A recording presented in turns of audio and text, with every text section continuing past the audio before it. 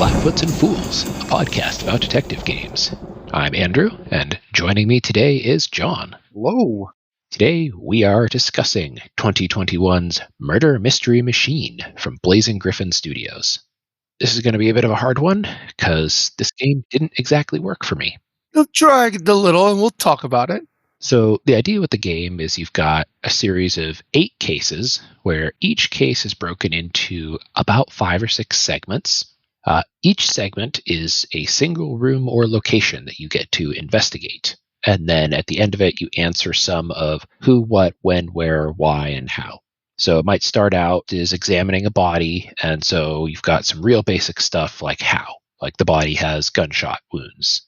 And then maybe you've got a single primary lead that you're supposed to follow. So it might be like a who and a how. So then you do a segment of scenes. Each scene is one single room, and you investigate hard points in it. So you got little dots you can investigate. You can sometimes interview some witnesses and or suspects there. And as a result of both this talking and investigating the scene, links end up on a virtual murder board that you then get to play with. So you get all the people's names, these items, and you can draw links between them. And if you draw specific links, the ones that the game wants you to, you make deductions that unlock generally new conversation options, or sometimes stuff like a motive for your why. And at the end of each little scene, you should eventually have unlocked enough things to be able to answer that who, what, when, where, why question. So that's the basic structure of the game. Then there is a sort of, meta plot stringing everything together. It's like a cooldown thing where you go back to the office. So something that I didn't exactly get is the game is called Murder Mystery Machine. And the way it works is you start at the office, you get news of a case, or you discuss the next step of a case, and then you walk over to a thing in the office, like a big computer rig called the Murder Mystery Machine, and that instantly teleports you to the scene. Is there more to that thing that I missed? No, and it looked like an old Apple II. I just rolled with it, I'll be honest. I too was like, why did we go to the door? Why did we go to the murder mystery machine? Is it all a simulated environment? Is this training? The Murder Mystery Machine itself seems to be some sort of concept for how to get to the rooms, which starts directly into things that didn't work for me. Because of this, you teleport to every single location that you're going to investigate. And I didn't realize how much of a difference this was going to make for me, that I lost any sense of place. It's sort of like you walk up to a computer, you push a button, and just bloop, you're in a random scene. And these scenes, you can rotate them to 4 different positions, so you've got the 4 different isometric diagonal angles. The problem is all of these scenes felt very flat for me. The points you can investigate sometimes didn't show up until you had done some of the talking, and the ability to rotate it, I think, didn't end up working because it hid stuff too much of the time. So I felt like I had to constantly rotate the scene to make sure I wasn't missing a hard point that wasn't visible on an object if you had it rotated the wrong way. I too had that problem. I wish it wasn't even an interesting type of things are hidden. It was just know that the hard point doesn't render unless you're at angle number 3. So you can still see the object at angles 2 and 4, but if you try and click on it, nothing seems to happen. Or it's just like something that's like a note on a wall. So like it kind of makes sense that you need to rotate the view to see the thing on the wall. Honestly, did it really need to be on the wall?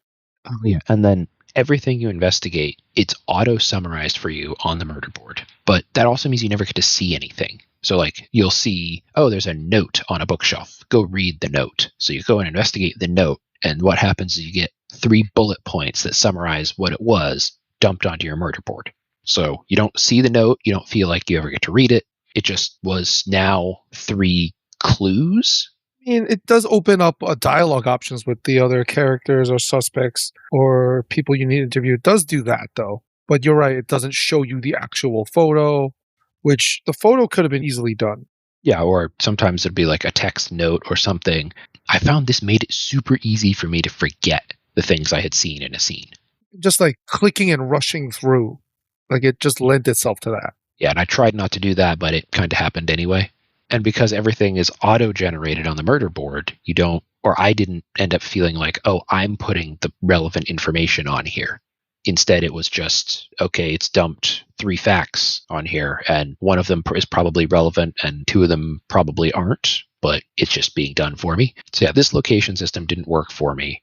And it's odd because the other game we just talked about, Hercule Poirot, The First Cases, you can't rotate the room. So every scene feels much more lovingly handcrafted. And all the information is made to be findable from a single angle. But at the same time, each room actually feels a bit more like a place, as opposed to just a random setting that we sprinkled some clue hard points on. I mean, you're right, and that's something we talked about before we started today. Like, it seemed like they learned a lot of their lessons, and they took it to heart when they did the Hercule Poirot series of games. Yeah, it's really odd because Poirot came out a month after this game, or a month before. So did it really? I thought it came out afterward. It's why I wanted to play this. No, I wanted to play this because it was before it, I thought. It is before, but it's like a month before, which feels very strange to me. I'm pretty sure these were developed almost entirely in parallel. I mean, they reuse assets. You can tell, like, the globes and stuff were the same as in Hercule Poirot First Cases. I will get that name right eventually. So this one was August, and Poirot comes out, I believe, in September. Which one was the longer game? I want to say that Poirot is longer, but it may have just been that it took me longer. This game took me longer just because I was starting and stopping more often. And just like life just got in the way. Definitely. And I also felt like I got stuck on it a lot more. Yeah. In a way that didn't help very much. According to how long to beat, they're both about the same time. So I think we can just call them the same length, plus minus. I have a sneaking suspicion that there was not a high localization budget because there was what felt like a lot of copy-pasted lines from generic cop shows. One of the earliest examples is on a case. You go in, you first talk to a person who could be a witness, could be a suspect. You have no idea. Your initial interaction is very basic informational stuff. And at the end of it, your character says, "Don't leave the state." And it's like, hang on, like this person is not a suspect at this point. Why was that the line? You say that normally, though. Like, don't leave the state in case you have more questions. That's normal investigation. Like, you're talking about the first case? It might have been the second case. I don't remember which one this line came in, but I definitely heard it more after that as well. Are we good for spoilers now? Yeah, let's just launch. We'll be open season on spoilers at this point. So the game starts out with the death of, who was it? There was like lieutenant governor, or it was a governor's candidate? Yeah, it was a candidate for governor. Oh, and that brings me up to another weird localization thing. I think they're interchanging mayor and governor because at one point they refer to a person in City Hall and the governor, and those two are supposed to be the same person. And I'm like, hang on, City Hall's where the mayor works. The State House is where the governor lives. Yeah, but like a lot of governors have a lot of power to bully a mayor in a city or town. It's not like not everyone is like the mayor of New York versus the governor of New York. It was just little stuff like that where I didn't end up making that link because I was like, no, these are not the same. And turns out that's what I was supposed to do. That's my suspicion. I could be off base on that.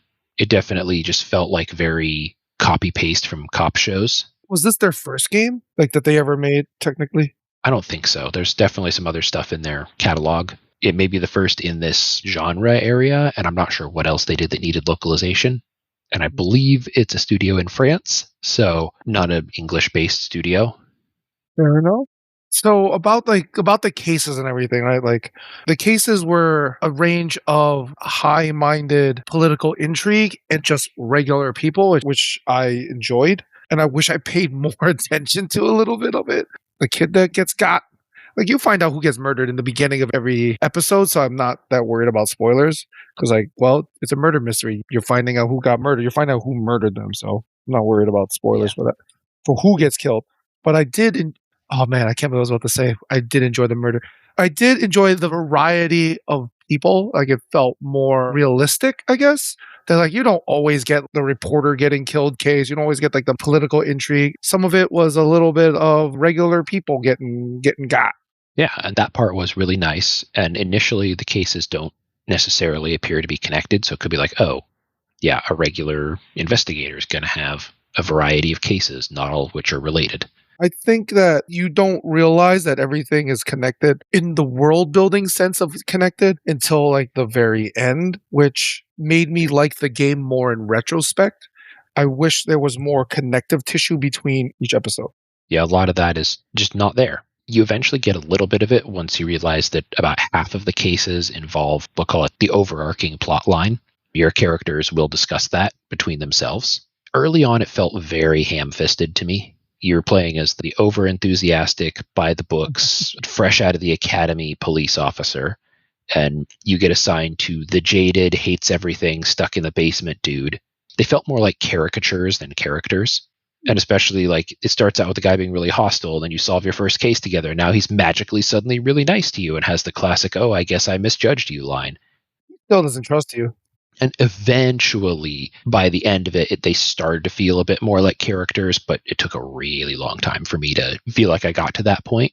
The world did not feel as lived in as the other games we played. This one felt like the characters were learning about the world as you were, and that's weird. Unless you're coming out of a coma.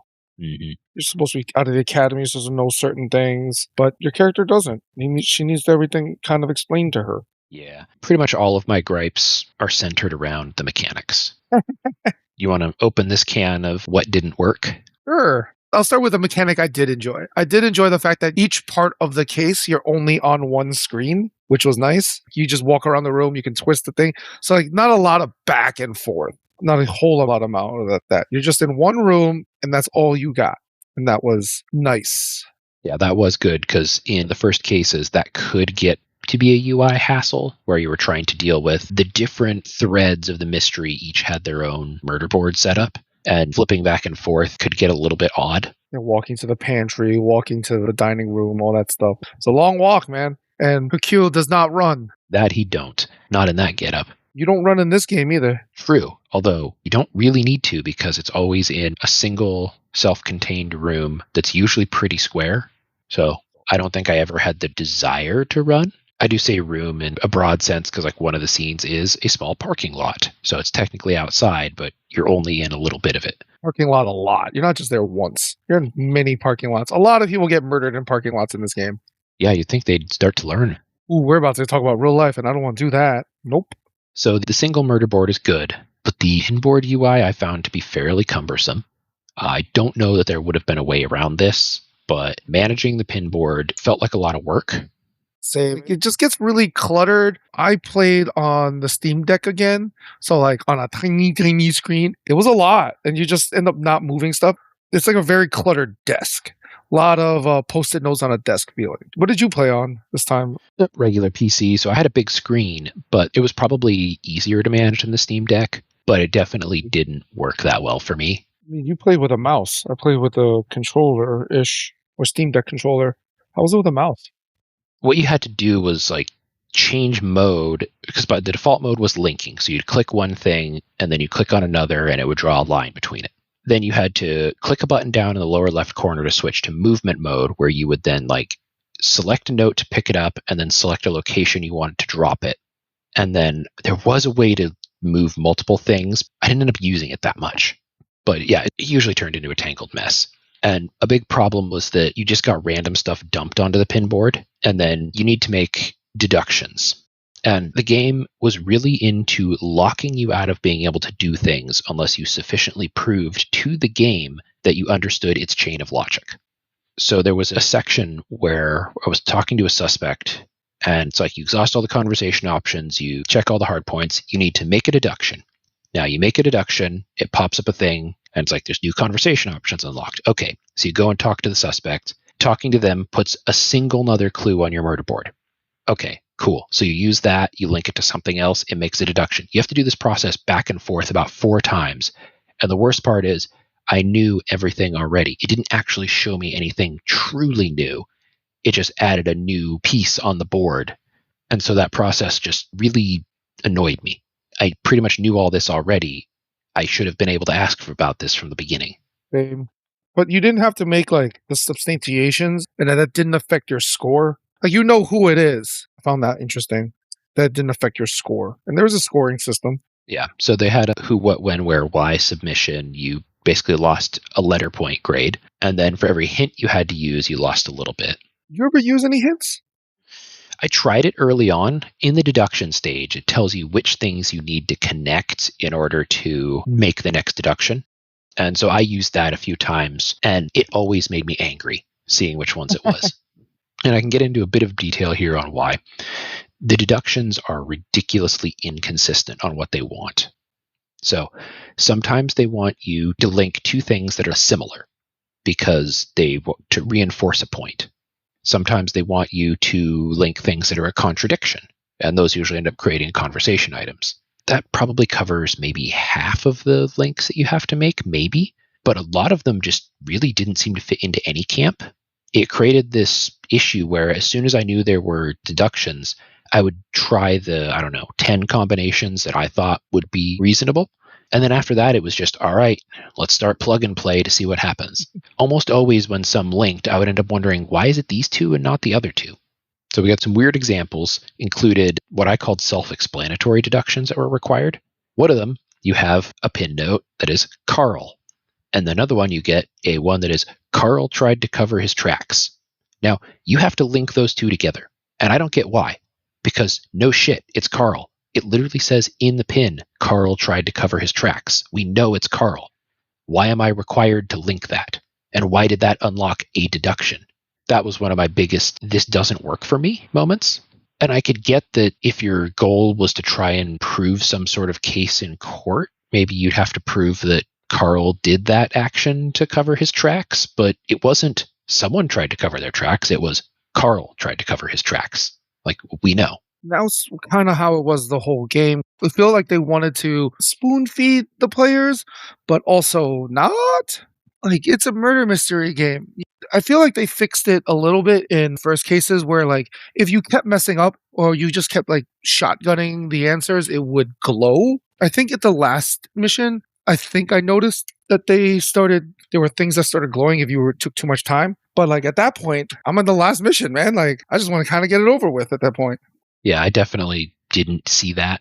It always felt really annoying which bits, like you knew what happened, but you had to jump through a lot of hoops to tell the game you knew what happened. So like in case 2, in the final part, why did the suspect do it? Well, you find out early on, the person basically admits to killing someone in self-defense. You're like, okay, so let's link self-defense. Nope, that's wrong. You have to do more dialogue options and you get Y is scared to go back home. And so the context here is because the kid is scared to go back home, the other private investigator, the one who dies, then tries to force her to go back home. So in self-defense, she kills him.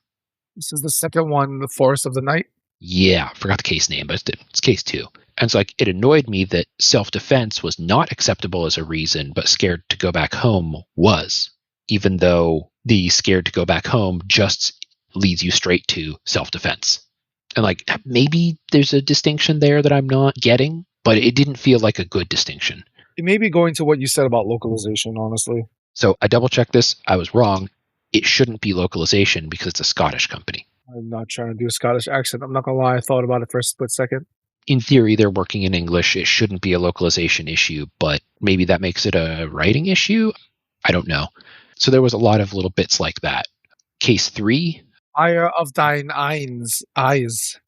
Yeah, so you end up going to a hotel room where you get to interview some people, reconstruct what happened. And it was super easy to reconstruct what happened. Like, I enjoyed that. Everything works, and then I'm locked. I know exactly what's happened, and the game refuses to give me any things on the murder board. And it turns out I had not checked one of the hard points in the room that was really hard to see because, it was only lighting up at a specific angle, all that jazz. And because of that, it didn't put something on the murder board that I felt was not really all that necessary. And so for the reconstruction, that missing link, the game was like, well, you can't actually determine what happened in the scene because you don't have this one piece yet. And I'm sitting there like, no, I know exactly what happened. This person came in, they did this. Somebody hit somebody in the head with a statue. Someone else broke a bottle over. Someone's like, I got this. But none of that was unlocked until I could get this other little tiny bit to prove to the game that, yes, I can now solve this mystery. Like that happens to me later in the game. But yeah, that's the thing that definitely happened in this game when you got to like keep turning the screen. Things are just really easy to miss. The UI was a little clunky. Yeah, and this one was a small white purse sitting either on the floor or on a table. And of course, the hard point is similar size to the purse. I eventually, when rotating the screen around, figured out what I was missing, but it took way too long. And then I had some issues come up with, again, because when you read a note or something, it just kind of dumps a couple of points on your pinboard. So, like, one of the notes was like, oh, they met previously. I'm like, okay, who is this note referring to? What's the context for this note? And you can't get that because you can never see the note itself. You can never see the long form text to look for the context. So I had to just sort of guess which characters had met previously. As the story goes, oh no, I like the twist of that one. Is that case 3? Case 3, yeah. The one where the sort of self-defense and it's like, that was just a tragedy of whoopsie daisy. I ended up killing somebody and everything was terrible. Does everyone die in that one? Yeah, that's the one where everyone dies. Yeah. Where nobody's innocent. Mm-hmm. And it's just a tragedy. And I'd say that I enjoyed that one just because like it was a twist. It's like, oh, everyone sucks in this one. All right. That's a surprise. It adds a little flavor there. So I definitely found myself enjoying the game more in the middle. So early on, I had a huge amount of trouble with making the correct deductions. Around the third, fourth case, I started to sort of get the hang, I felt like, of what they wanted. Now, I didn't necessarily like the logical steps that were being asked of me to make all the time, but I had a better idea. So it felt like I spent less time just grasping in the dark for stuff. And like, so maybe cases like 3 through 6. And then towards the final case or 2, definitely hit a lot of things that annoyed me again. Did you have an arc like that? As the game progressed, yes, it started like things just started messing up. I actually had a couple of times where my character couldn't move and I had to kind of mash menu options to try to get myself free or just reset the mission. That was really frustrating.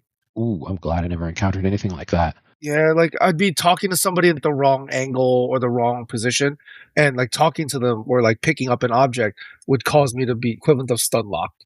Like I just couldn't walk anymore. Yeah, but like I never had anything like that. I had annoyances where, like in the final mission, you need to talk to a primary suspect, and you can't talk to him unless you have your screen at a specific angle, even though he's pretty reasonably visible in all 4 angles. Little stuff like that. Like, why does the screen need to be rotated this way for me to talk to this person? Which one did you feel that way? Well, Oh, that was the final part of the 8th case when you're confronting the governor. because he's stoically looking out the window. Is he at the window or the desk? Looking out the window. But yeah, so for whatever reason, I could only talk to him when I had the screen rotated one of the 4 angles. Because like if you tried, there was just no hard point to click on. But yeah, you play this case through. By the end of it, it's very clear that the governor is corrupt. He's pulled strings to have people investigating his corruption killed. So you solve this case, you get everything lined up, you end up with a moral choice type of thing at the end. Like, oh, do you turn the governor in for all of his corruption, or do you let him go? Because if you do that, the people at the water plant will get to keep their jobs. Before we talk about that, I wanted to talk about all the connective tissue between it, because everything leads up to that moral question. And that's the part that I enjoyed, because I didn't understand it until that question came up. Ah. So you make a single choice in between each mission. And in the beginning, your commandant or whatever, your chief asks you to keep an eye on your partner. Like he's suspicious, whatnot. And you make a choice. Like, do I report into the chief? And then it continues on that. You make another decision. Like, do I tell my partner? And you make another decision, another decision. I honestly don't think each decision matters except for the last one, which makes me sad. Yeah. Because like all these missions, even the ones that don't matter to the overarching theme, it seems the idea was to show you like what happens in the city and the desperation. Like number 2, what you talked about where the girls like self-defense or run away from home, like to show like, yo, families are in hard times because jobs are scarce. And the other one where the dad passes away because he had information about the water treatment plant. Like all of it, like even the ones that aren't connected are meant to drive home that point of, do you keep the water plant open to preserve the town or not? But I feel that it falls flat at the end, even though I enjoy those moral quandaries. I completely agree on that. When I saw the choice and sort of how they tried to frame it as like, oh, do you keep this community's jobs or do you turn in the corrupt politician and possibly destroy the community? And I'm like, excuse me, this water treatment plant is giving people aggressive levels of lead poisoning. There is no world in which keeping this open is the right call. That's because you're not in the United States right now. It's a choice people need to make, though. But there's still other, like, and plus framing it as that binary also drove me nuts. Like, okay, you've got a water treatment plant that is giving people lead poisoning. Maybe one of the options is to fix the water treatment plant. Like, I'm sure that's probably cheaper. Which is what the murdered governor... Yeah, it's what the guy wants. And, like, that has to be cheaper than building a new one. Because if you've got a water treatment plant, people probably need the water. So even in the scenario where the bad water treatment plant completely gets shut down, they're going to have to build a new one because people still need the water. It's not just going to disappear. So again, like the framing is, I felt like was a false choice. Now that you've said it out loud, not to be too political about everything, but like Flint, Michigan and stuff, like people made that choice in real life. I wonder if this is inspired by that. I would completely bet that there's an element of that. I'm guessing you chose to turn in the governor. Oh, of course. Same. I did hesitate because I was trying to figure out, is there something about this question that I'm missing? Which turns out, no. I did think about it, but mostly because I knew we were going to talk about it. I wanted to think about it in the context of the whole game and everything. Mm-hmm. And they put it on the detectives like, hey, if you make this choice, you are solely responsible for the death of this town. That's some player agency there. And it's a framing I reject. But, that's just me. Not gonna lie, like I'm kind of hoping for a sequel. If they fix all the UI issues, I'd definitely play it. I want to know what happens to the town because of that post-credit scene. Did you watch the post-credit scene? I think I did, but I don't remember what it was. Oh, it's the murdered politician's wife. So super spoilers now. Oh, yeah. Now I remember this. It makes it hint that she orchestrated all of this. Or if not orchestrated, she definitely maneuvered herself to benefit from everything. I had forgotten about that. And she will be running for the governor. Yeah. That was part of my favorite things from the game, being like, oh, what a twist. That was amusing to me. That the politician's wife was going for everything. That's why I would like to see a sequel. I'd play it. Yeah, I mean, that could happen. I have no idea, because I know the next mystery thing that this studio worked on was Hercule Poirot, The London Case, which comes out about 2 years after this is released. And then they did not work on the Hercule Poirot case after that was Microids Lyon. They did the Murder on the Orient Express and are currently working on Death on the Nile. So it looks like the Poirot franchise is currently at another studio, but I don't know what Blazing Griffin's up to. So it's always possible we could get a sequel for this. Honestly, I don't think they're going to, but it was a fun little game. I felt like it was the foundations of a very cool game. It didn't work well for me. So if I'm going to be recommending someone a game, I'm going to recommend them the first cases. Yes. Also the voice acting. Oh, yeah. And especially if the options are only between these two. This is, if you're curious and you have more time, this is a decent one. A little bit about like the artwork and the style, right? Like this one felt like they used the Sims engine. Oh, yeah. Right? Like, it felt like you could make this in The Sims, especially with the isometric and the character styles and the reused assets on every map. So, yeah. Oh my God. Now that you mentioned that, it's almost like watching a Sims scene. You can't unsee it, right? Oh, I hate that so much. I hate it so much. Well, actually, no, I'm super glad I never mentioned it when we were doing our pre-talks. Oh, that is so funny. That's why they don't use doors and stuff. They just use the murder mystery machine. Oh, yeah, because you never interact with a door. Everything is just, teleport in, or when you finish a case, link your deductions up, hit the button, it teleports you back into your break room. God, now I'm just thinking this is the Sims murder party. You expect death to come in. Oh, there's no swimming pool where you can delete the ladder. Not that I would ever do that. No, definitely not. Oh, that would be a really funny murder case. Someone dead in a pool. And then the ladder is like all the way to the side. They ever made like a bonus mission or just for like a April Fool's one? They should do that. Agreed. Yeah, I came away from this game somewhat disappointed, I would say, especially after having played First Cases. So like looking at what this studio was about to do. I agree. Looking at their library, that's why First Cases got a BAFTA winner Scotland Award and this one did not. For a game that looks like The Sims, it's fine. Way to move the goalposts. Yeah, no kidding. Because I'm a kind and gentle soul. As I said earlier, I like the moral quandary. I just wish there was more meat on it. Like, they tried so hard. As I said, there's these cases where you get the slice of life from the people, you get small tidbits of people, but your choices, your player choices consist of one question, one choice that don't actually interact with each other. The ending is still just one of two endings. You either destroy the town or you put the people at jeopardy, right? Mm-hmm. Betraying your partner doesn't really do anything, I think. I mean, I've only played through once. Like, I started with reporting into the chief and then changing my mind throughout the story, which is what I think a normal person would do. Like, hey, my boss is asking me for a report. Okay, I'm new. I'm going to report in. And then, like, later, like, yo, my partner's with my loyalty. I'm going to stop being a snitch. And that's how I played it. I didn't play it all the way through one way or another. I switched throughout. I'm guessing you stuck your guns, I'm guessing. Yes, but I started by saying screw the chief because he sounds sus. So I was also sort of meta gaming it, I guess, because my initial thought was this feels extremely tropey. Yes. So my first thought, as soon as the chief asked me to spy on the guy, it was like, okay, obviously the chief is corrupt here because that is what would happen in a standard cop drama.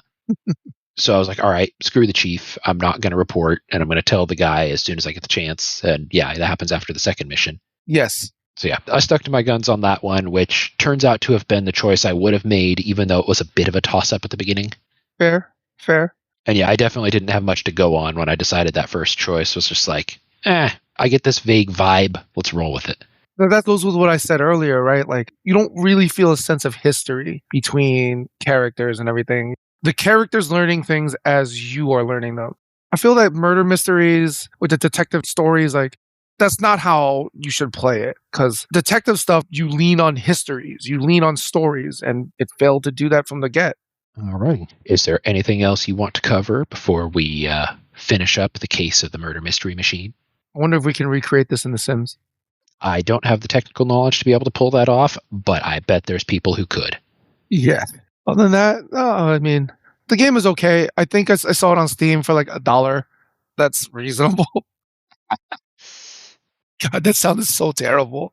Yeah, well, I mean, fundamentally, it didn't work for us in the way that we wanted. So It would be easy to go back and get 100% achievements on Steam, but I'm willing to let this one go and ride off into the sunset. Unless they come up with a sequel, I want to know what the politician's wife does and how she becomes mayor and how corrupt she gets. yeah, that would be nice to know. A little epilogue. Or just a continuation. I'm also understanding that this is probably the end of... Man, I don't even remember the character's name all of a sudden. Yeah, like Frank Cassidy? Oh, no, the primary character. Oh, Cass. Cass. Oh, I was right. All right. Good. Probably short for Cassidy. What's your postmortem on this? Interesting mechanical setup, but the execution didn't end up really working out for me. Yeah, that's my evaluation. Sounds good. Well, that'll do it for us tonight. So have a good night, everybody. Bye. Podcast is edited by Peter Crevier. Podcast art is by Lolita Gross. Music by Antonic Music.